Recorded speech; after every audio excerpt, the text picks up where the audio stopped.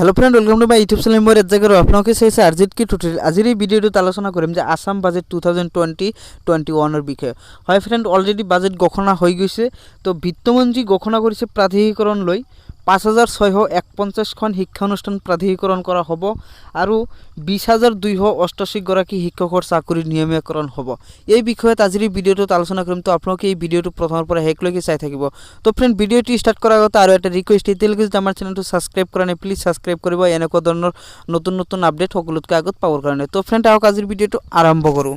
অসম বিধানসভাৰ মাজমজিয়াত আজি ৰাজ্যৰ বিত্তমন্ত্ৰী হিমন্ত বিশ্ব শৰ্মাই 2018 চনলৈ সংশোধিত হোৱা শিক্ষকৰ সেৱাৰ অসম শিক্ষা প্ৰাধিকৰণ আৰু শৈক্ষিক প্ৰতিষ্ঠানৰ পুনৰ গঠন 2017 আইনৰ অধীনত ৰাজ্যৰ মুঠ 5651 খন শিক্ষানুষ্ঠান প্ৰাধিকৰণ কৰা হ'ব বুলি ঘোষণা কৰে। এই প্ৰাধিকৰণ প্ৰক্ৰিয়াৰ ভাৱে চৰকাৰে বাজেটত 372 কোটি টকা ব্যয় নিৰ্ধাৰণ কৰে।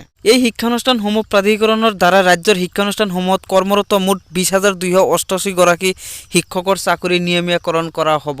বিত্তমন্ত্ৰী গৰাকীয়ে কৰা ঘোষণা অনুসৰি ৰাজ্যত 32 খন মহাবিদ্যালয়, 358 খন হাইস্কুল, 154 খন জুনিয়ৰ কলেজ, 114 খন হায়াৰ সেকেন্ডাৰী স্কুল, 2298 খন এমই স্কুল আৰু 2695 খন প্ৰাথমিক বিদ্যালয় প্ৰাধিকৰণ কৰা হ'ব।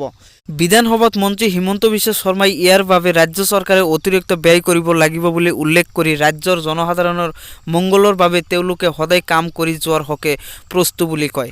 তো ফ্ৰেন্ড আজিৰ ভিডিও ইমানে, যদি ভাল লাগিছে লাইক কৰিব আৰু শ্বেয়াৰ কৰিব।